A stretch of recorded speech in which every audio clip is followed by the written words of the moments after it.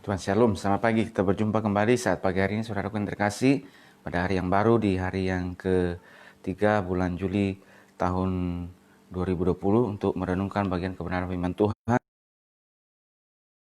Alkitab tahunan kita. Tapi sebelumnya mari kita kembali bersama-sama bersatu dalam doa. Kami bersyukur Tuhan kepadamu, tak habis-habisnya ya Tuhan, ucapan syukur yang kami panjatkan kepada Tuhan atas limpah kasih setia Tuhan, pertolongan Tuhan bagi kami sampai pada saat ini, pimpinanmu, penyertaanmu di hari yang ketiga di bulan Juli tahun 2020 Tuhan. Kami kembali ada lagi Tuhan bersama-sama pada hari ini untuk merenungkan bagian kebenaran firman-Mu ya Tuhan yang ada Tuhan. Terus tolong kami untuk kami memahami Tuhan, memahami kebenaran-Mu, mengenai firman-Mu, memahami Engkau, memahami isi hati-Mu Tuhan, sebagai pedoman, penuntun bagi setiap langkah kami ya Tuhan, dalam seluruh aktivitas kami, dalam seluruh tugas tanggung jawab, bahkan dalam menghadapi setiap apa yang harus kami hadapi Tuhan pada saat ini. Makasih kami serahkan jamin ke dalam tangan Tuhan. Tuhan tolong kami, Tuhan tolong seluruh rumah, Tuhan tolong hamba-Mu. Di dalam nama Tuhan Yesus Kristus kami bersyukur dan berdoa kepada Bapa di surga. Haleluya. Amin. Puji Tuhan, saudaraku yang dikasih oleh Tuhan Yesus Kristus, pada hari ini tanggal 3 Juli tahun 2020, maka kita di kitab Perjanjian Lama kita sudah sampai kepada Mazmur pasal yang ke-28 sampai yang ke-30, dan semuanya itu ini adalah Mazmur Daud, tulisan dari Daud. Dan saat pagi hari ini kita akan merenungkan, kita akan melihat yaitu dari Mazmur pasal yang ke-28. Nah, saudaraku, di dalam Mazmur pasal yang ke-28 ini adalah merupakan sebuah doa mohon kemenangan dari Daud. Saudaraku yang terkasih dalam Kristus Yesus, bahwa lagi ini adalah sebuah pengalaman rohani dari seorang Raja Daud, dan juga ini menjadi sebuah pembelajaran bagi kehidupan kita dalam keadaannya dia, dalam setiap posisi apapun yang ada yang dipercaya oleh Tuhan kepada dia, baik ketika masih dalam masa di mana dia lari ya menghindari kejaran dari Saul, saudaraku yang terkasih. Pada masa itu benar-benar Tuhan mendidik dia, mengajar dia melalui pengalaman tersebut untuk merendahkan dirinya, merendahkan hatinya di hadapan Tuhan, bahwa hanya Tuhanlah yang sanggup, yang mampu untuk memberikan pertolongan, meluputkannya dari segala kesesakan yang dihadapi. Sekalipun saudaraku perjalanan atau waktu yang begitu lama sekali sepertinya ya yang Tuhan izinkan, tapi ternyata ada banyak pengalaman-pengalaman rohani yang Tuhan izinkan dia boleh pelajari, petik dari semuanya itu. Dan sekalipun dalam masa di mana itu yang seperti kita sudah pelajari, bahwa ada prajurit laskar yang bersama dengan dia. Karena ketika dia berada di Gua Adulam, saudaraku, maka ada sekian ratus orang yang berhimpun dengan dia. Dan sekian ratus orang yang berhimpun dengan dia ini bersama-sama dengannya, karena dia juga adalah seorang prajurit. Dan seorang prajurit, seorang yang pernah mengepalai pasukan, pastilah melatih mereka ya untuk menjadi seorang tentara yang handal. Dan itu dibuktikan oleh firman Tuhan, bahwa kita dalam pencatatan yang dicatat oleh kitab Samuel pasal 23, 2 sampai pasal 23, di situ muncullah pahlawan-pahlawan Daud yang menyertainya. Dan saudaraku, dalam masa mengalami kejaran dari musuh, yaitu dari Saul, tetapi dia tidak mengandalkan apa yang ada padanya, tidak mengandalkan prajurit-prajurit yang gagah perkasa bersama dengan dia, tapi dia mengandalkan kepada Tuhan. Dan dia mohon terus kemenangan. Ketika masa juga dia menjadi seorang raja ya pada saat itu, saudaraku, maka kerajaan yang sudah begitu kuat pada hari itu, pada saat itu, maka Alkitab menunjukkan kepada kita bahwa kemanapun ia pergi perang, ia selalu bertanya kepada Tuhan. Ia tidak mengandalkan kuatnya pasukannya, hebatnya militernya, bahkan dia juga sendiri pengalaman-pengalaman berperang ya saudara, pengalaman tentaranya, pengalaman Yoab, pengalaman Asael, pengalaman Abisai, Benaya, juga pengalaman Triwira, dan juga prajurit yang lainnya yang sekali bertempur, mereka mengalami kemenangan, membunuh sedemikian banyak musuh, tetapi dia tidak mengandalkan akan hebatnya pasukannya, akan hebatnya tentaranya. Kalau kita perhatikan bagaimana ketika dia akan merebut Yerusalem, maka mereka masuk melalui pintu air, dan akhirnya mereka bisa merebut semuanya, saudaraku. Demikian luar biasa seorang yang bernama Daud ini, Tuhan menyertai langkahnya dalam peperangan. Tetapi ketika dia menjadi seorang raja, saudaraku terkasih, tetap menunjukkan sebuah kerendahan hati yang luar biasa ya saudaraku. Maka lagi kita perhatikan ketika di Mazmur 121 yang dicatat, dan menurut saudara beberapa orang bahwa ini adalah juga tulisan dari Raja Daud, Dia melayangkan matanya ke gunung-gunung, dari mana akan datang pertolongan. Saudaraku, gunung-gunung apa yang yang merupakan sebuah yang tinggi yang bisa memberikan pertolongan pada saat itu. Ya, saudaraku, bahwa apa sesuatu yang tinggi yang dibangun oleh manusia, yang dibangunnya dengan tangannya, bahwa itu tidak akan dapat memberikan jaminan keamanan, jaminan perlindungan, bahwa hanya Tuhanlah yang menjadi jaminan di atas segala-galanya. Karena itu dalam pengalaman yang dihadapi. Saudaraku, ini bahwa seapapun yang Tuhan izinkan kita ada pada hari ini, saudaraku yang kasih, bahwa juga seberapa banyak pun ya manusia membangun sesuatu yang tinggi, tetapi itu tidak akan bisa memberikan jaminan keselamatan, jaminan perlindungan bagi seluruh mereka, bahwa hanya Tuhanlah menjadi jaminan bagi setiap hidup mereka. Ya, supaya ini diajar oleh Tuhan untuk mengandalkan Tuhan terus dalam segala keadaan. Dan itu sebabnya kenapa Tuhan izinkan Daud harus diproses sedemikian lama, saudaraku, karena dengan melalui proses yang begitu lama, pada masa dia kerajaan Israel menjadi kerajaan yang sangat kuat, ya, kerajaan begitu kuat sekali. Tetapi dalam kekuatan yang Tuhan beri kepada dia menjadi seorang kerajaan yang kuat, tapi pada masa itu juga tetap menjadi seorang yang rendah hati di hadapan Tuhan. Nah, saudaraku yang terkasih, ini adalah doa mohon kemenangan.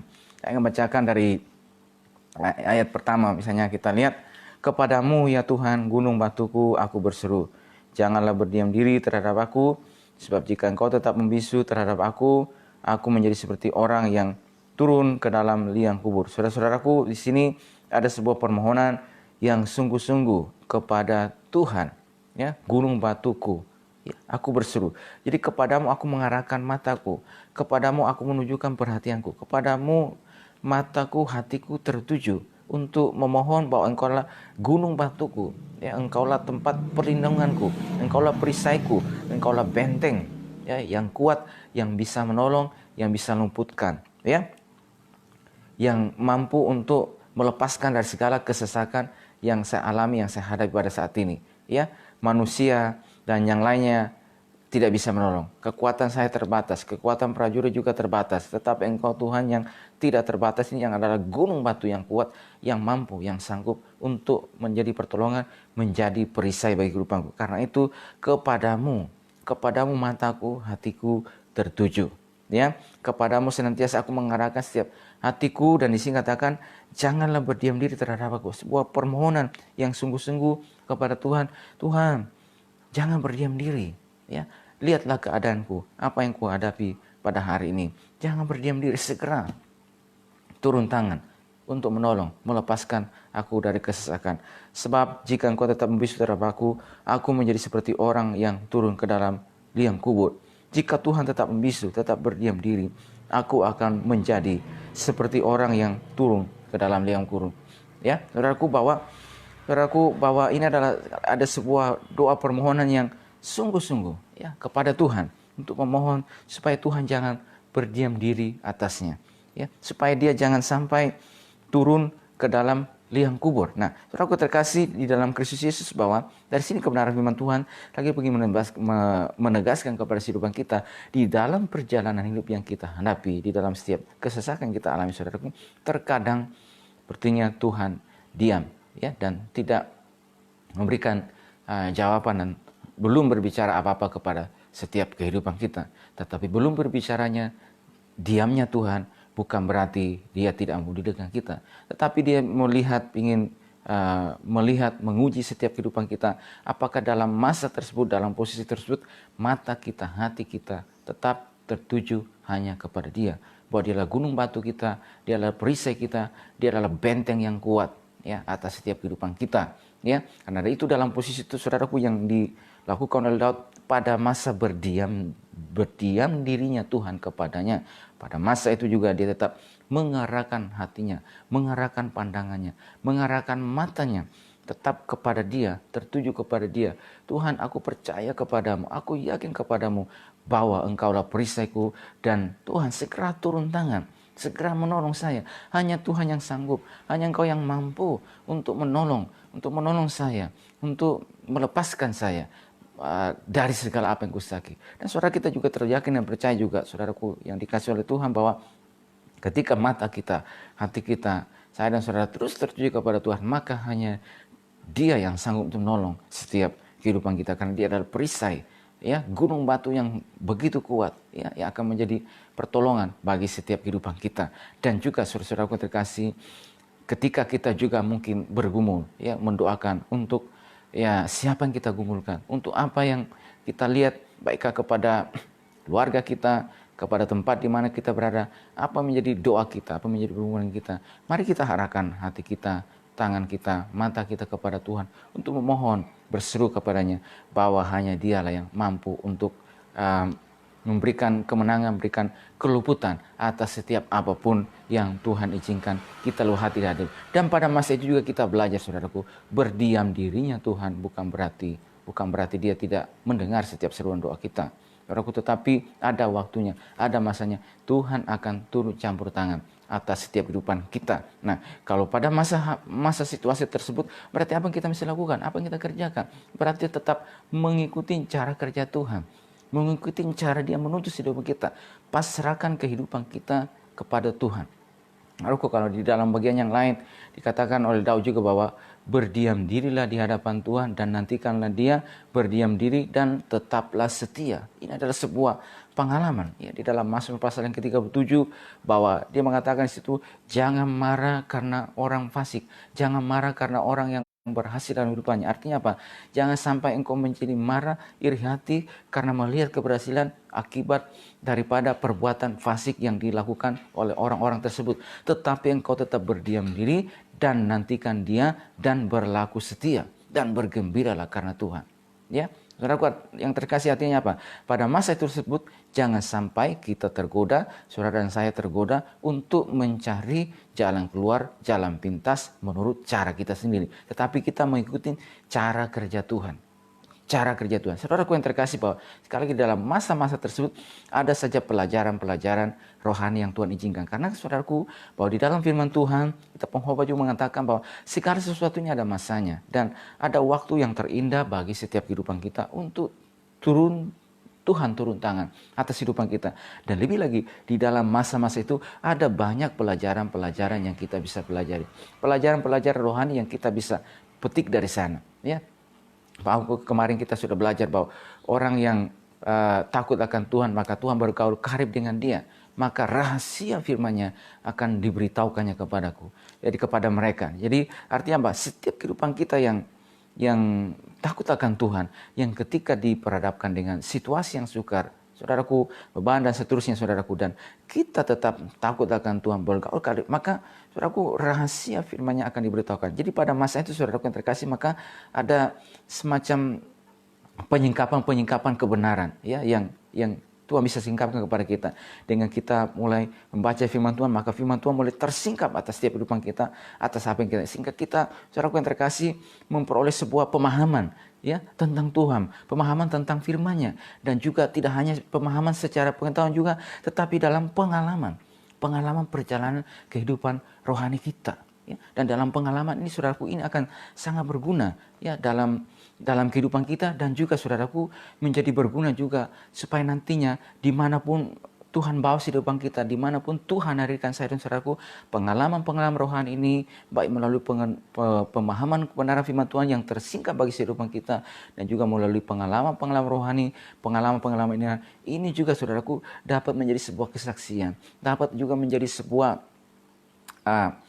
kesaksian bagi rekan-rekan kita, bagi saudara kita dalam situasi hidup yang mereka hadapi, sehingga juga memberikan penerangan kepada mereka, membuka mata rohani mereka, supaya mata rohani mereka boleh tersingkap terhadap kebenaran firman Tuhan, sehingga oleh pertolongan Tuhan mereka boleh dikuatkan untuk boleh terus berjalan di dalam kehendak Tuhan. Dan juga kita belajar di dalam masa berdiam dirinya Tuhan itu, Alkitab juga mengatakan yang disorot oleh Paulus bahwa penderitaan ringannya sekarang ini menggagalkan bagi kami kemuliaan kekal, bahwa manusia lahir kita semakin merosot, tetapi saudaraku terkasih, manusia batinnya diperbaharui dari sehari ke sehari. Jadi manusia batinnya kita semakin diperkuat, semakin diperkaya dengan kekayaan rohani, sehingga nantinya akhirnya saudaraku, firman Tuhan tergenapilah di dalam Mazmur 92. Orang yang tertanam di dalam rumah Tuhan, ya, mereka akan tumbuh seperti pohon korma dan pohon aras di Libanon. Mereka yang ada dalam rumah Tuhan, saudaraku, berjalannya waktu, maka mereka akan menjadi gemuk dan segar untuk memberitakan bahwa Tuhan itu benar, bahwa tidak ada kecurangan pada. Artinya apa, saudaraku? Mereka yang tertanam, yang mengakar di dalam rumah Tuhan, yang sekalipun tertanamnya mereka di dalam rumah Tuhan dan ada impitan, ada beban berat yang Tuhan taruh bagi mereka untuk mereka pikul, saudaraku yang terkasih, maka Tuhan sedang memperkuat kehidupan mereka. Tuhan sedang membawa ada sebuah pengalaman-pengalaman rohani supaya mereka menjadi gemuk. Artinya apa? Mereka punya kualitas, mereka punya isi, punya nilai, ya. Sehingga berjalannya waktu ke depan, sekalipun berjalannya waktu ini secara fisik boleh mengalami penurunan. Ya, secara fisik kita semua akan mengalami penurunan. Tetapi secara rohani semakin akan diperkuat, semakin akan berisi, semakin akan bermutu. Karena ada begitu banyaknya pengalaman-pengalaman, ada begitu banyaknya pengalaman yang Tuhan izinkan kita lewati, kita hadapi. Dan melalui semua pengalaman yang Tuhan izinkan ini terjadi bagi hidup kita, yang semakin diperkaya, ya, dan diberikan nilai oleh Tuhan atas kehidupan kita, saudaraku, maka pada masa juga kata firman Tuhan, Tuhan akan terus membawa kehidupan kita untuk memberitakan bahwa melalui kehidupan kita ini, saudaraku terkasih, maka ada sebuah hal yang bisa dilihat oleh orang lain, bahwa hadirnya kehidupan kita ini loh orang-orang percaya yang telah melewati masa, melewati proses kehidupan, tetapi mereka tetap kuat, mereka tetap bertahan dalam setiap proses apapun itu, sehingga sekarang mereka boleh berdiri dan menyatakan dan menyaksikan dan memberitakan bahwa Tuhan itu benar dan tidak ada kecurangan. Artinya apa nih, saudaraku yang terkasih? Terkadang dalam masa yang kita lewati, ada masanya, saudaraku, Tuhan berdiam diri atas kehidupan kita, tetapi pada masa situasi tersebut, saudaraku terkasih, kita tetap menguatkan hati kita tetap mengarahkan pandangan kita kepada Tuhan, mengarahkan mata kita tuju kepada gunung batu kita. Dan saudaraku terkasih, maka pada masa itu ketika Tuhan sepertinya berdiam diri dan menjawab, pada masa itu, saudaraku, kita tetap juga menjaga hati kita, menjaga mulut kita untuk tidak terpengaruh dan dipengaruhi untuk berkata-kata yang tidak benar tentang Tuhan, untuk menuduh Allah berbuat curang, untuk menuduh Allah berbuat tidak adil terhadap kita. Tetapi pada masa itu kita tetap melihat bahwa Dia adalah Tuhan yang tetap menjaga, menolong setiap kehidupan kita. Saudaraku, betapa pentingnya kehidupan kita ini untuk terus juga melangkah maju bersama dengan Tuhan. Bahwa dalam masa-masa ini, saudaraku, masa-masa yang dialami oleh Raja Daud ini, pada masa-masa membisunya Tuhan, saudaraku, maka dia tetap mengarahkan hatinya, mengarahkan matanya, pandangnya kepada Tuhan. Di ayat yang kedua, dengarkanlah suara permohonanku apabila aku berteriak kepadamu minta tolong dan mengangkat tanganku ke arah tempatmu yang maha kudus. Dengarkanlah suara permohonanku apabila aku berteriak. Jadi tidak hanya suara, tapi sekarang sebuah teriakan kepada Tuhan. Jadi teriakan yang berarti artinya apa? Sepenuh hati untuk menyerah kepada Tuhan dan berteriak kepada minta tolong dan mengangkat tangan kepada Tuhan. Tanda bahwa betul-betul Tuhan ini adalah masa di mana saya betul-betul menyerah. Saya tidak bisa mengandalkan kekuatan saya. Kekuatan tidak bisa menolong. Apa yang ada pada hari ini tidak bisa menolong. Ya, bahwa posisi saya pada hari ini, saya punya pasukan, saya punya orang-orang yang kuat juga untuk bisa menolong saya. Tetapi tidak bisa. Hanya Engkau yang bisa. Dan itu kata firman Tuhan disampaikan di sini, bahwa dengarkanlah suara permohonanku apabila aku berteriak kepadamu minta tolong dan mengangkat tanganku ke arah tempatmu yang maha kudus. Saudaraku yang terkasih di dalam Kristus Yesus, bahwa pada masa itu mengarahkan hatinya dan terus dia mengatakan sebuah teriakan kepada Tuhan. Ya, teriakan yang sungguh kepada Tuhan dan mengangkat tangan.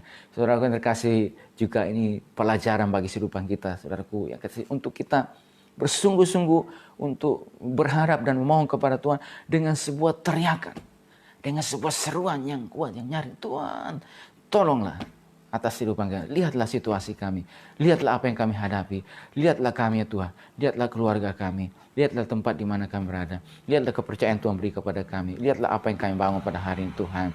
Ada banyak situasi ini yang kami hadapi. Lihatlah Tuhan, ada begitu banyaknya orang yang merancang yang tidak baik, yang ingin menutup jalan di depan. Tuhan, lihatlah bagaimana kami diperlakukan yang tidak baik. Lihatlah bagaimana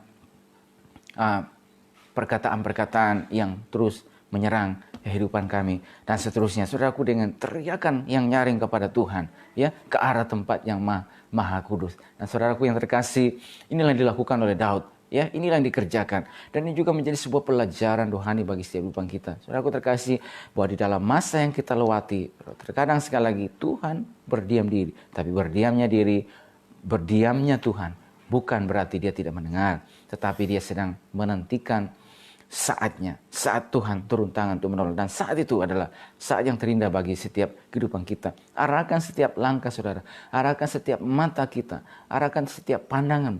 Dan dengan mulut kita berseru, berteriak kepada Tuhan. Dan juga sebagai tulisan dalam Mazmur, berarti juga kita menyanyikan nyanyian kebesaran bagi nama Tuhan. Menyanyikan pujian kita kepada Tuhan.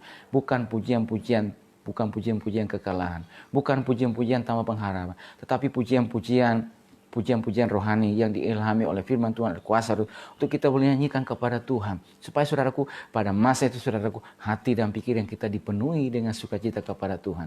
Bukan dipenuhi dengan kekhawatiran, dengan kegelisahan. Ya, saudaraku, bukan dipenuhi dengan keluhan.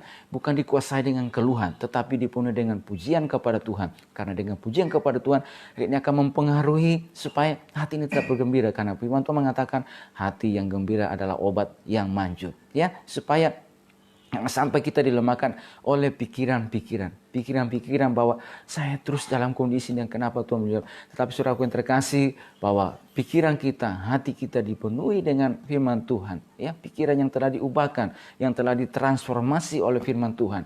Dan saudaraku, pikiran ini dipenuhi dengan firman Tuhan, sehingga saudaraku dengan pikiran dan hati yang dipenuhi dengan firman Tuhan, saudara, akan berikan dampak kepada kehidupan kita secara rohani, supaya kita tetap bergairah dalam menghadapi kehidupan ini. Saudaraku yang terkasih, pada ayat yang berikutnya, di ayat yang ketiga, saudara-saudaraku, ini juga adalah sebuah permohonan supaya pada masa itu jangan sampai dia ikut terseret dengan orang fasik.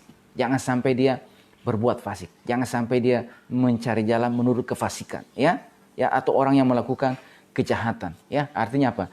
Tetap nantikan Tuhan, cara Tuhan bekerja. Tetap nantikan dia turun tangan untuk menolong setiap kehidupan kita. Ikutin saja cara kerja Tuhan. Terkadang pun mungkin kita seperti berjana yang di dalam, ya, saudara-saudara, yang ditulis juga di dalam kitab, ya, Nabi Yeremia mengatakan bahwa, aku terkasih, bahwa terkadang kita seperti bejana, ya, yang diproses, ya. Saudaraku yang terkasih, bahwa bejana itu supaya menjadi bejana ini terkadang harus dihancurkan lagi, ya. Kalau misalnya masih ada sesuatu yang menghalangi bejana supaya tidak indah, maka dihancurkan lagi. Tapi kalau kita dihancurkan dalam tangan Tuhan, itu adalah emas, ya. Menghancurkan kita supaya dibuat menjadi bejana yang indah di hadapan Tuhan, di pemandangannya. Supaya saudaraku yang terkasih, ketika selesai diproses oleh Tuhan, akan menjadi nampak indah di pemandangan Tuhan dan menjadi berkat untuk kemuliaan bagi nama Tuhan. Puji Tuhan, saudaraku yang terkasih, apapun situasi hidup yang saudara hadapi pada hari ini, saudaraku, dan pada masa itu Tuhan mau supaya kita tetap mengarahkan hati kita, pandangan kita kepada Dia, gunung batu kita, perisai setiap kehidupan kita. Arahkan hati kita kepada Tuhan. Berdiam dirinya Tuhan bukan berarti Dia tidak mendengar, tapi tunggu waktunya Tuhan. Dan ada juga saudaraku yang terkasih, bagian-bagian yang Tuhan terus kerjakan dalam kehidupan kita, supaya kita kaya dengan pengalaman secara rohani, pengalaman iman, pengalaman berjalan dalam Tuhan, dari satu titik kepada titik yang lain. Tapi dalam setiap titik-titik pengalaman itu, Tuhan telah tetap menolong kita. Kalau pada titik yang berat, kita boleh melihat pertolongan Tuhan. Pada titik yang lainnya, saudaraku terkasih, kita juga boleh lihat tangan Tuhan yang terus menyertai setiap kehidupan kita. Saya percaya pada hari ini, hanya oleh pertolongan Tuhan, mata kita terus arahkan kepada Tuhan, dan kemenangan Tuhan akan Tuhan berikan kepada setiap kehidupan kita dan setiap hal kita hadapi. Dan terlebih lagi juga saudaraku, kemenangan yang gilang gemilang yang selamanya bersama dengan Tuhan sedang menantikan kehidupan kita itu di dalam kerajaan yang mulia, di dalam kerajaan surga. Inilah kemenangan yang gilang gemilang yang Tuhan siapkan bagi kita, saudara-saudaraku yang terkasih, bahwa di dalam kerajaan yang mulia itu, saudara, tidak ada lagi duka cita, tidak ada lagi air mata, ya, yang adalah sukacita bersama-sama dengan Tuhan. Bahwa saudaraku yang terkasih, inilah kita nantikan bersama-sama. Oleh kekuatan pertolongan Tuhan memampukan kita menantikan kedatangan kerajaan yang mulia bagi kehidupan kita. Puji Tuhan, Tuhan berkati setiap kehidupan kita saat pagi hari ini. Doa saya menyertai semua saudara jemaat yang dikasihi oleh Tuhan pada hari ini. Kemenangan Tuhan, pertolongan Tuhan ada bagi kehidupan kita. Mari kita bersama-sama bersatu dalam doa. Kami syukur Tuhan kepada-Mu pada hari ini. Kami terlalu percaya bahwa Engkau Tuhan selalu ada bagi kehidupan kami, ya Tuhan. Pada masa yang kami jalani, ya Tuhan, terkadang, ya Tuhan, kami harus diizinkan melewati menghadapi banyak hal, Tuhan. Dan kami, ya Tuhan, menghadapi juga masa di mana Tuhan berdiam diri, Tuhan. Tapi berdiam dirinya Tuhan bukan berarti Tuhan tidak mendengar, tapi Engkau mendengar dan ada waktunya Tuhan turun tangan untuk menolong kami ya Tuhan. Tuhan, berilah kekuatan kepada seluruh umat-Mu, setiap kami, hamba-hamba-Mu, rekan-rekan pelayan yang Tuhan, yang dikasih oleh Tuhan, untuk boleh tetap kuat ya Tuhan, memikul setiap tugas tanggung jawab yang ada Tuhan. Dan kami percaya Tuhan, Engkau akan terus menolong, menyertai seluruh kami, seluruh hamba-Mu, seluruh umat-Mu ya Tuhan, dalam setiap langkah mereka dan setiap apa yang mereka lakukan, kekuatan Tuhan, pertolongan Tuhan, sukacita Tuhan ada bagi setiap kehidupan mereka Tuhan. Dan kami percaya Tuhan, waktunya pun segera tiba untuk memberikan kekuatan, memberikan kemenangan bagi kehidupan kami. Kami bersyukur pada pagi hari ini, berkati seluruh umat-Mu, berkati semua umat-Mu dimanapun mereka berada pada hari ini, apa yang mereka lakukan, apa yang mereka kerjakan, tetap ada dalam pimpinan dan pertolongan Tuhan. Kekuatan Tuhan menyertai kami. Kami bersyukur pada hari ini. Terima kasih yang hari yang baru. Kami bersyukur kepadamu. Di dalam nama Tuhan Yesus Kristus kami bersyukur dan berdoa kepada Bapa di surga. Haleluya. Amin. Puji Tuhan. Tuhan berkati semua kita saat pagi hari ini. Dan Shalom.